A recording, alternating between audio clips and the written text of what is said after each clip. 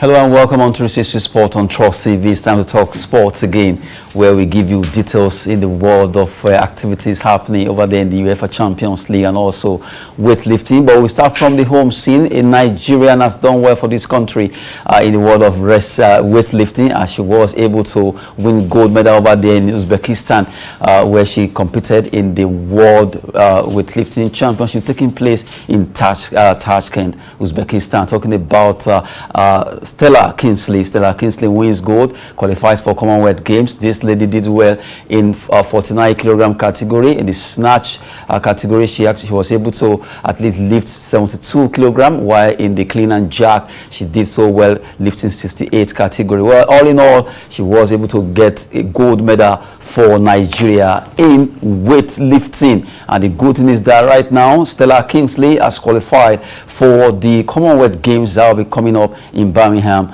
next year. The fact that she was able to do this speaks a lot about Nigerian athletes getting ready to go places when it comes to all the other sports like weightlifting. The contingent, several of them are over there in Uzbekistan competing in weightlifting World Championship taking place there. It's a two-in-one thing. As they are competing, they are also using that as a qualifier for the Commonwealth Games. Hopefully, the remaining 6 will also do us proud when it comes to weightlifting, and kudos to the Nigerian Weightlifting Federation for the fact that they were able to put up this team to go to Uzbekistan, precisely in Tashkent. And we are happy that Stella Kingsley has really done well by qualifying for the Commonwealth Games and also winning gold medal in our category. Good one there. Congratulations to Stella Kingsley, and to let you know that the remaining 6 will also be joining in competition, talking about the World Championship in weightlifting. From there, we go straight to talk about the women's football that started yesterday. Attention was not really on that particular game because it went so quiet. Nigerian Women Football League started yesterday. But the good thing is that the ladies have started their business. I think it's high time awareness should be given, much publicity should be given to this, because it's as if nothing really happened yesterday. Only the result was flying around. But really, NWFL actually resumed yesterday across different stadiums in Nigeria, and the ladies are about to ready to play their game. Well, as it is now that the ladies are back to play football, hopefully, as we know that the men's league will also be starting by December 17, according to the league management company. But from my own point of view, I think publicity should be given much concerning these games, because of as at the time of playing all these matches, a lot of people were not even aware that they will be playing women's league starting from yesterday. Well, as it is, the ladies have started, and we hope that they will get their acts together as they play out all the remaining matches. Well, talking about Nigeria Women Football League that started yesterday there. Now let's go to the big one, UEFA Champions League. Also, the last round of the Group E to F to G and H was actually played across different stadiums in Europe, and we have those games, the result, and also be looking at the tables for this show. Where I have with me in the studio Peter Olawale, who will be analyzing those games on the show. Good to have you. Good morning, Adeniyi. It's a pleasure to be here once again. Okay, now a lot of matches, just as you predicted that Barcelona may not qualify, and it actually happened. Maybe we should give you another name aside your name. Well, it's very obvious, going by what Barcelona are going through currently. Going to Bayern Munich to beat Bayern Munich is mission impossible, like I said yesterday, and it comes to reality. Then also Benfica, we all know what will happen between Benfica and Dynamo Kiev, their game, and they won also convincingly 2-0 yesterday. So I don't think it should see it as a bad thing happened to Barcelona. I've read a lot of things online that people are very happy that it's Nemesis that caught up with Barcelona, because they've sent a lot of teams back to Europa League also in the last 7-8 years when they are dominating the football scene. So as far as I'm concerned, I think it's a good thing that really happens to them. Bayern 3 and Barcelona 0 as then expected. Then Benfica 2. Then Dynamo Kiev 0. So that means the business was really done. Now, if you look at this result, Bayern 3. A lot of people were like, I was thinking maybe at least it could be a draw because Barcelona really needed that game. But Bayern came out like a rally, as if they've not even qualified before. They played that game as if their life depended on it. Okay, and I think what Bayern did yesterday also is to send a signal to whoever they are meeting in the round of 16 that be prepared and ready for it. And I think their last 6 matches in the group stage, they scored 22 goals and conceded only 3 goals. Considered only 3 goals in 6 matches, and they scored 22 solid goals. So that means whoever we are meeting, be ready to be packing the ball from the net. So it's a signal, it's a warning from Bayern to other European teams that will be meeting them in the round of 16. Now we've been talking concerning that Group E in the UEFA Champions League that was played yesterday. Barcelona, well, for about at least 20 years now, they've enjoyed the senior big boys league. Now let them go and taste Europa. Looking at the table right now, Bayern Munich are standing top, 18.6 matches. They won all, and you have Benfica. Surprisingly, they were able to scale through, having 8 points, and you have Barcelona. They are down there with 7 points, just a point sending them adrift to Europa League between Benfica and Barcelona, and you have Dynamo Kiev standing just with a point. But I think the battle was between Benfica and Barcelona. In that group, you have 3 BBB teams. Well, it ended in favor of Benfica. Finally, they will be there. They scaled through with Bayern. Now, Barcelona will be playing Europa. And Xavi was saying yesterday that they don't belong there, although they will go back and start from the scratch to build that team again. How do you see now that it's as if Xavi took over the spoils of that team from Ronald Koeman? Because if you look at it, these are, in fact, you say it wasn't the one that started the whole thing. Sure. He just came, although we can use that one as an excuse now for Xavi and the boy. But really, the team have not really planned well, as in played well towards the end of the competition. Okay, I think Xavi should see it as a challenge because he knew what he was taking over when they called him to take over the team. And he happens to be one of the players that saw the rebranding of Barcelona teams in the early 2000s when they had their crisis. So he saw it as a player, now it's seeing it as a coach. So that experience, I think, should count for him. And saying they don't belong there, I think it's embarrassing to the game of football when it comes to Europa League. It's embarrassing. You shouldn't come out and say they don't belong there. Who told them they don't belong there? No, it's just trying to clear class. It happens to Chelsea. It happens to a lot of big clubs. And if you look at the Europa League, it belongs to the Spanish league. For the past 10 years, Spanish league team have won it 7 times. I think it's only 3 times that Chelsea won it twice. The Man U won it once. So it is their cup. It is their game. So they should take it. They should take it. So Barcelona fans are out there, at least you have something as a consolation. A consolation to do, because currently now they are sitting 7th on their table. And the point between Barcelona and Real Madrid is about 16. The gap is wide, so they should get this to console themselves. And at least if they can get the La Liga Santander, at least they can get the Europa League. That is if they play well. That means they should go and copy the templates from Manchester United. And they then did it in 2017 when Jose Mourinho was their coach. People said they came to the Champions League through the back door. If they can concentrate on the Europa League also, they've never played in the final before. They've never won the league before. It's one of the cup that is missing in their cabinet. So they should go all out there, do their fans, make them happy. I'm not happy seeing Barcelona fans not happy. So we need to see them smiling. Is that how you really love them? You're a Chelsea fan. I love my friends. I love to see them. Is that how you love Barcelona fans? Not only Barcelona fans, all other people also. I love them, but Barcelona fans, they've been going through a lot. I hope you are not trying to just no.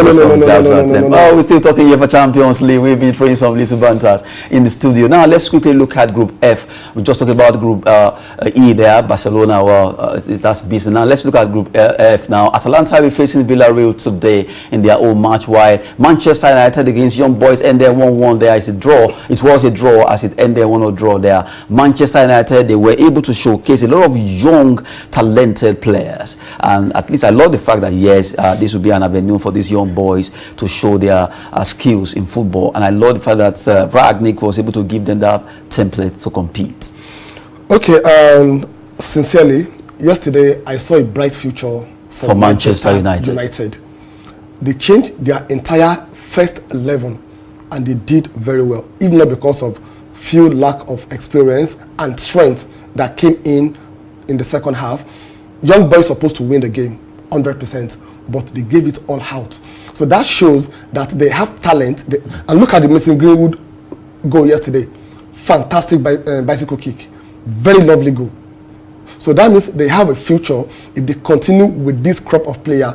And it's also a signal to those cabal, the big boys in Manchester United, that they should be careful. They should be careful. We have people that can take your position, giving them the normal playing time. Sincerely, I saw a brighter future for Manchester United yesterday with what Rangnick did yesterday. And I think he's trying to send a warning to the big boys: if you don't act well, I have options. That's how it should be. It shouldn't be an automatic shirt for anybody. It shouldn't be that I'm the only two, I'm the only three, I'm the only four. Surprisingly, Matic played central defense yesterday. At least showing another skill. Showing another skill that, okay, apart from being an holding midfielder, I can still swap and play in the midfield. So if the Maguire and Co, they are doing the way they are doing, we have an option. We have someone that we can send to take your position. And you know, no player wants to lose their position, their shirt. World Cup is coming next year. So everybody wants to be at the World Cup. Well, that will take us to the group. We have just taken EF. Now let's go to Group G. Okay, before we go to Group G, now let's look at the table, please. Let's look at the table of Group F now quickly. Yes, Manchester United, they've qualified. They're 11 points. Villarreal against Atalanta will be coming up today. Who will carry the day between these two teams? Because their match will be coming up. Villarreal, Atalanta. Who will win? Whoever wins now, scale through. Okay, if you look at the current form of Atlanta, the last 5 matches they played, and that includes playing with Napoli and Juventus, they won their last 5 matches. And looking at Villarreal also, on the last 5 matches they've played, I think they won only 1, they drew 2, they lost 2. So they are sitting, I think, 12 or 13 on the La Liga table, and while Atlanta, they are sitting 4th, the Italian Serie A. So it's going to be a match between 4th position in Serie A and 13th position in La Liga. And the current form of Atlanta right now, and they are playing at home also.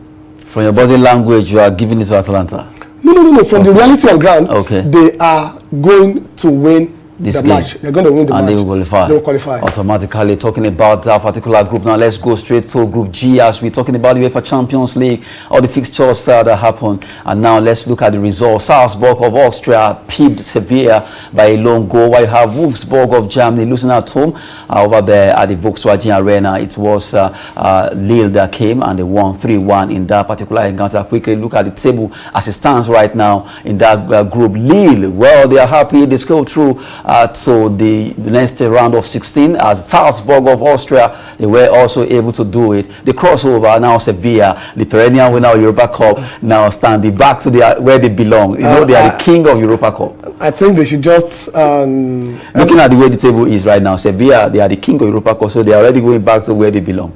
Not only Sevilla, I think the Europa League this season would be La Liga of Spanish Europa Cup. So it's between Barcelona and Sevilla. Because we're having Barcelona there, we're having Sevilla there also. Villarreal, I don't see them beating Atlanta, so that means they will join Real Betis and Real Sociedad also. I think it's only Real Madrid, the only Spanish team that escape to the round of 16. So the other 3, they are joining their other 2, making 5 Spanish teams playing the Europa Cup. So I think it belongs to this Spanish. This time around, it means Europa Cup, at least Europa League is actually hovering around Spanish La Liga. Definitely. Oh, come on. It's just a very funny issue right now. Looking at the way the La Liga teams perform in the UEFA Champions League round of 32. But right now, we look at the last group, Group H, as those matches that was played in Group H, where Juventus pipped Malmo FC of Sweden by a lone goal. And you have Zenit St. Petersburg almost pushing Chelsea away. It ended 3-3. Those goals were coming as if it wasn't Champions League. Chelsea against your team. Just like you said, maybe they are not in the right frame of mind right now. Well, I think yesterday match shows that there's something wrong with Chelsea.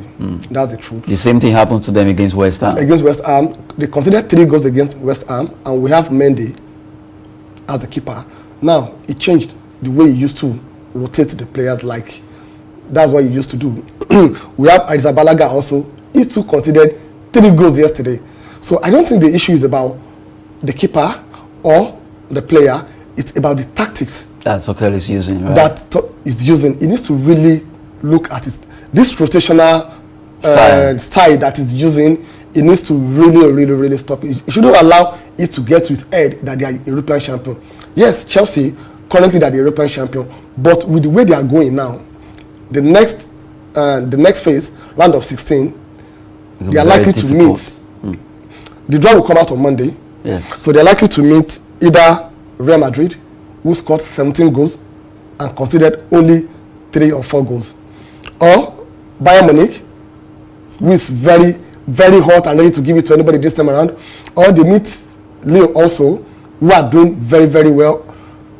So who can they really beat now with this their current form? Okay, just as we are talking now, we have now we look at the teams that have qualified so far, the top teams and all that. Even though we are looking at Juventus 15 points, Chelsea 13, Zenit they'll be going to Europa League. Malmo, of course, they belong there, having 1 position. But as it is right now, Juventus, Chelsea, as we're saying, that they don't even know. You are not sure if it's going to be Bayern or Real, and if they face these teams. But like something about Chelsea, by the time they meet this, let me say 2 teams that have been so hot right now in this particular championship, talking about Bayern and Real, Chelsea might just come up and show their class. It's possible.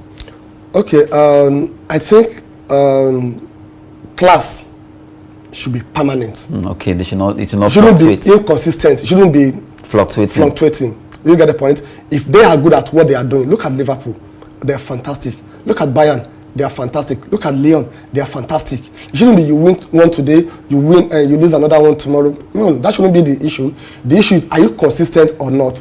The truth, Chelsea currently they are not consistent for the last 4 or 5 matches. So they need to go back to the drawing board, tell themselves the reality, face the reality, and fix whatever problem they're having, so that the fans can start enjoying the Chelsea they used to know. But right now, it's not looking fine. I love the fact that you've been patriotic here as a Chelsea fan. We've been talking about UEFA Champions League. We've taken some story in weightlifting. Stella Kingsley doing well, winning gold over there in Uzbekistan, precisely in Tashkent, 49-kilogram category for women. We're celebrating her as a Nigerian, qualifying also for Commonwealth Games. And not forget, Nigerian Women Football League started like a joke yesterday, and there was some matches were played. We also took the group E, F, G, and H, but now 15 teams have qualified for the UEFA Champions League round of 16, while the match that will be played today between Villarreal and Atalanta will also be coming up. Looking at those teams now, we have Juventus, Chelsea, all these teams that qualify. You have Bayern, Man City, Liverpool, Manchester United, Real Madrid,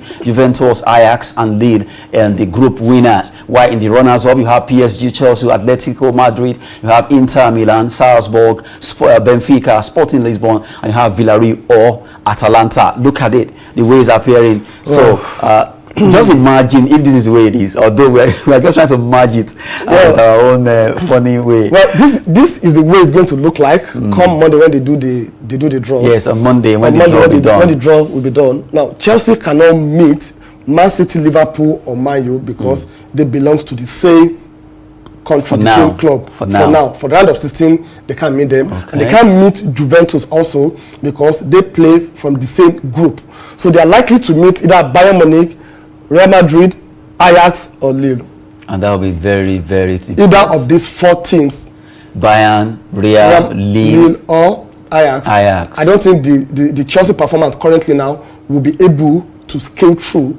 But they are playing the match in February, so probably a lot will have happened, a lot of changes will have been made between now and that February. But looking at their current performance now, they can't beat any of these four teams. But I want to give it, at least I want to give it up to the team of England. At least you have Chelsea, you have Liverpool, you have Man U, all qualifying for the UEFA Champions round of 16. That shows that really football is in England. Unfortunately, 3 qualify as the leader of the team, why you want to qualify as a runner-up. As a runner, so which is very dicey. Very, very dicey. Well, actually, the Premiership have been very, very, very consistent when it comes to the Champions League. Last year, we had about 3 teams that play in the semi-final, while we have another one that play in the final of the Europa League. I'm going to take this on when we meet again during another section of 360 Sport on the show on Trust TV. We've been talking with Peter Solawale. Thanks for coming to this. Pleasure to be here once again, and we call on our people to go out there and not only watch the local league, they should support the Women Football League. Well, that's it on 360 Sport. I am Adeni Ajishafe. Thanks for watching.